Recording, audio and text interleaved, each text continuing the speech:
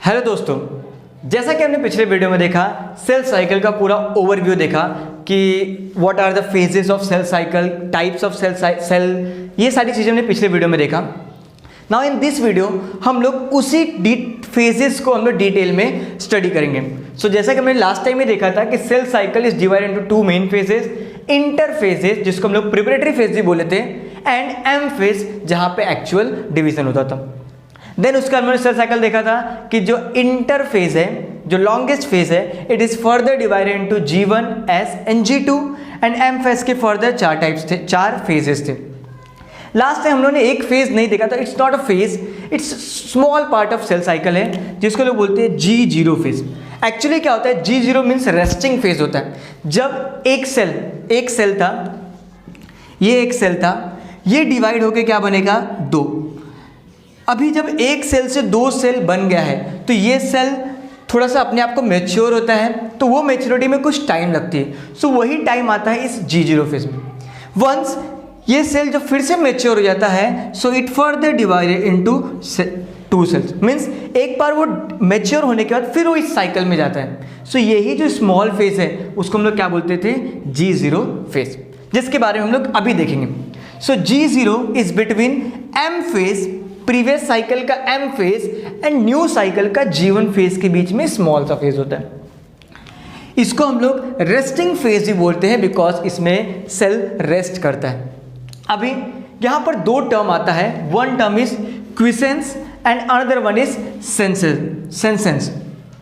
अभी quiescence means क्या होता है कि बॉडी में ऐसे बहुत सारे सेल्स होते हैं जो खुद को डिवाइड ही नहीं करते, वो एक बार वो डेजिग्नेट हो गए एंड देन वो लाइफ टाइम रहते हैं और अपना फंक्शन परफॉर्म करते हैं। सो जैसे फॉर एग्जांपल लेते हैं हम लोग, फॉर एग्जांपल नर्व सेल्स,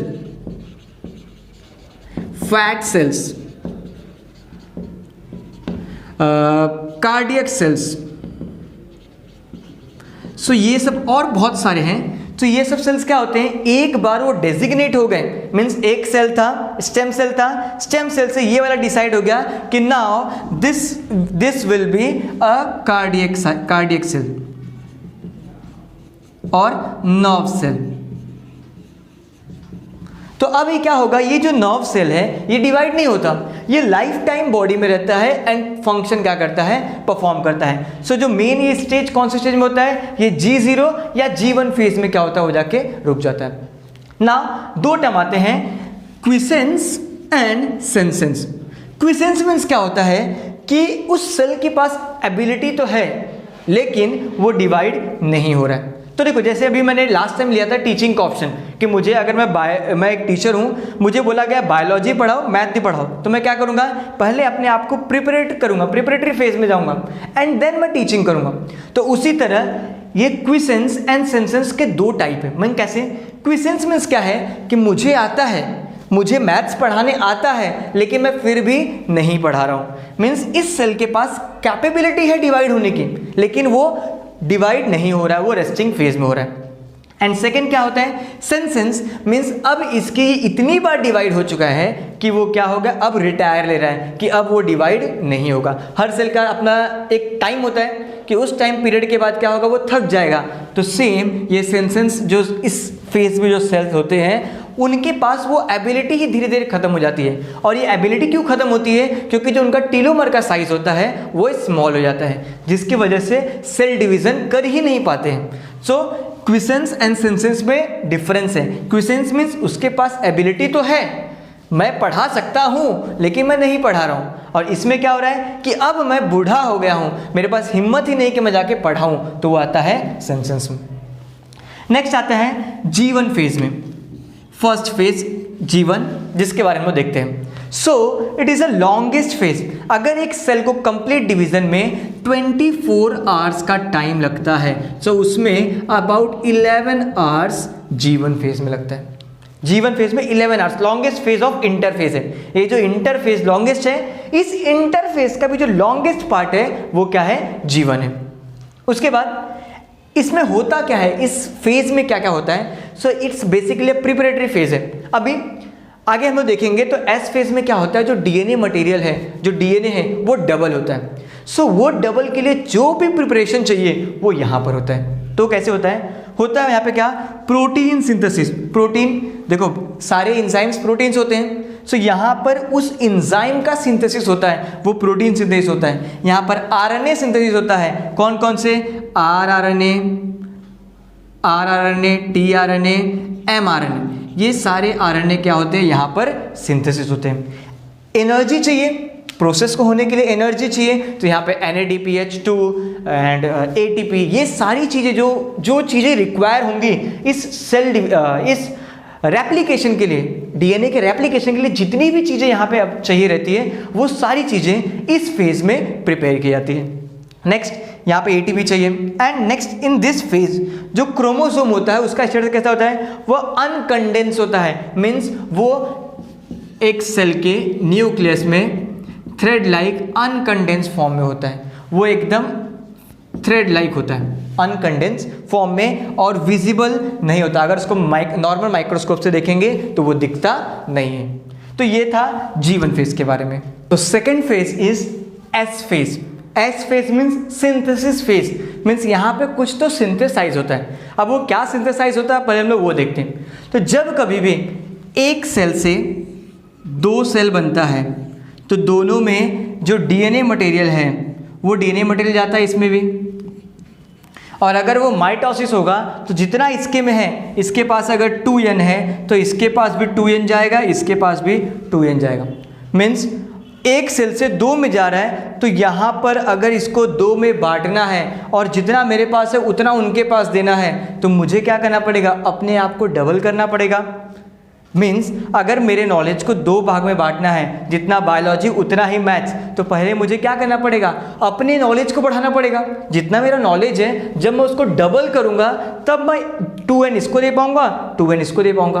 तो यहाँ पर क्या होता है, जो डीएनए है, क्रोमोसोम सेम रहता है, बट जो डीएनए है उसका रेप्लिकेशन होता है, उसका जेरोक्स कॉपी बनता है, और वो रेप्लिकेशन से यहाँ पे डीएनए के अमाउंट जो होता है वो क्या होता है, डबल होता है। वो कैसे होता है, वो होता है रेप्लिकेशन प्रोसेस के थ्रू। मीन्स जो डीएनए है उसका एक एग्जैक्ट रेप्लिका बनता है, जेरोक्स बनता है, एक फोटोकॉपी बनता है, एंड देन वो आधा इसके पास जाता है, आधा इसके पास जाता है। अभी रेप्लिकेशन का प्रोसेस कैसे होता है उसके हम किसी और वीडियो में देखेंगे डिटेल में, नेक्स्ट सीरीज ऑफ वीडियो में।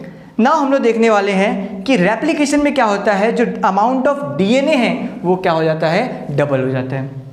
सेकंड, जो क्रोमोसोम है वो विथ 2 सिस्टर क्रोमैटिड हो जाता है। तो जो यहाँ पे इस स्टेज में जो क्रोमोसोम होता है, जो क्रोमोसोम है, ये क्रोमोसोम, इसमें 2 सिस्टर क्रोमैटिड आ जाते हैं। ये क्या हो जाएंगे, 2 सिस्टर क्रोमैटिड हो जाते हैं। अब बाद में यही 2 सेपरेट होके 2 अलग अलग सेल में चले जाते हैं। सो इस स्टेज में जो क्रोमोसोम पाया जाता है विथ 2 सिस्टर क्रोमैटिड के साथ, तो ये 2 सिस्टर क्रोमैटिड है। यहाँ पर जो क्रोमोसोम काउंट होता है, जो क्रोमोसोम काउंट है वो सेम होगा, बट जो अमाउंट ऑफ डीएनए है वो क्या हो जाता है, डबल हो जाता है। मीन जितना पहले था उसका डीएनए डबल हो गया, बट क्रोमोसोम काउंट जो है वो क्या होगा, सेम होगा। क्यों सेम होगा, क्योंकि देखो ये एक्स्ट्रा पार्ट है, जो 1 सिस्टर क्रोमैटिड है, एक सिस्टर क्रोमैटिड और है, लेकिन ये इससे ही ज्वाइन है, तो इसको हम लोग एक क्रोमोसोम ही कंसीडर करते हैं, बट जो अमाउंट ऑफ डीएनए है वो क्या हो जाता है, डबल हो जाता है। यहाँ पे सेंट्रोमियर इज सेम, एंड यहाँ पर क्या होता है, हिस्टोन प्रोटीन का सिंथेसिस होता है। ऐसा माना जाता है कि इन प्रोकैरियोट्स में आधा synthesis of histone protein in some organism में G1 फेज में होता है और आधा S फेज में होता है, बट इन यूकैरियोट्स जो सिंथेसिस ऑफ हिस्टोन प्रोटीन है वो प्रॉपरली S फेज में होता है, जिससे क्या होता है, डीएनए रैप्ड होता है। तो डीएनए रैपिंग में हिस्टोन प्रोटीन हम लोग पढ़ेंगे कैसे रैपिंग होता है, तो उसमें जो हिस्टोन प्रोटीन लगता है वो हिस्टोन प्रोटीन का सिंथेसिस इसी फेज में, S फेज में होता है। सो इन नेक्स्ट आगे हम लोग बात करेंगे G2 फेज के बारे में। The third phase is G2 phase. जो इंटरफेज का जो लास्ट फेज या थर्ड फेज है वो क्या है, G2 फेज। ये सिमिलरली वर्क करता है G1 की तरह। G means gap 2 phase. जैसे G1 फेज में क्या हुआ था, वो रॉ मटेरियल जो चाहिए इस सिंथेसिस के लिए वो सारी चीज़ें G1 में प्रोवाइड की गई थी। सिमिलरली G2 फेज में भी एम फेज के लिए जितनी भी मटेरियल चाहिए, जो जो चीज़ें चाहिए, वो सारी चीज़ें सिंथेसिस कहाँ होती है? इस G2 फेज में होती है। सो यहाँ पे क्या होता है? मेनली प्रोटीन सिंथेसिस होता है। अब यहाँ पे जो एंजाइम्स चाहिए, जितने भी प्रोटीन्स चाहिए, वो सारी प्रोटीन की सिंथेसिस कहाँ पर होती है? इस G2 फेज में होती है। यहाँ पर डीएनए चेक किया था, यहाँ से डीएनए अब रेप्लिकेट हो गया है, 1 से 2 हो गए हैं, तो अब इस डीएनए को क्या चाहिए? उसका जो यहाँ पे जो डीएनए है उसको चेक किया जाता है कि डीएनए प्रॉपरली है या नहीं है। और जैसे ही ये चेक हो जाता है, नाउ अब जो डीएनए है वो रेडी है, सेल रेडी है to go into from interphase to M phase. यहाँ पर क्या होता है? और चीज़ें जैसे एटीपी चाहिए, अराउंड एक क्रोमोसोम को खींचने के लिए, एक क्रोमोसोम को सेपरेट करने के लिए अराउंड 30 एटीपी की जरूरत होती है। आगे हम लोग देखेंगे एम फेज में, जहाँ पर क्रोमोसोम सेग्रीगेट होगा, 2 क्रोमोसोम खींचे जाएंगे पोल की तरफ, तो वो पोल में खींचने के लिए जितने प्रोटीन्स चाहिए, ट्यूबलिन, माइक्रोट्यूब्यूल्स, वो सारे सिंथेसिस यहाँ पर होता है। और उनके लिए जो एटीपी रिक्वायर होती है, वो एक क्रोमोसोम के लिए अराउंड 30 एटीपी रिक्वायर होती है। सो 46 क्रोमोसोम के लिए around 46 into 30, that much amount of ATP is required. और वो एटीपी की सिंथेसिस कहाँ पर होती है? इस फेज में, G2 फेज में होती है। यहाँ पर अमाउंट ऑफ डीएनए है वो क्या होता है? डबल हो जाता है, जबकि जो क्रोमोसोम काउंट है वो एस फेज की तरह क्या होता है? सेम होता है। सिमिलरली और जो सेंट्रोमियर है उसका भी जो नंबर होता है वो सेम होता है। तो इस तरह से हम लोग ने G1, S and G2 I phase के जो इंटरफेज है उसके तीनों सब फेजेस के बारे में कवर कर लिया। इन नेक्स्ट वीडियो हम लोग एम फेज के बारे में डिटेल में, उसके सब फेज क्या हैं, उसके टाइप्स क्या हैं, वो सारी चीजें हम लोग नेक्स्ट वीडियो में देखेंगे। So for more video stay with us. Thank you.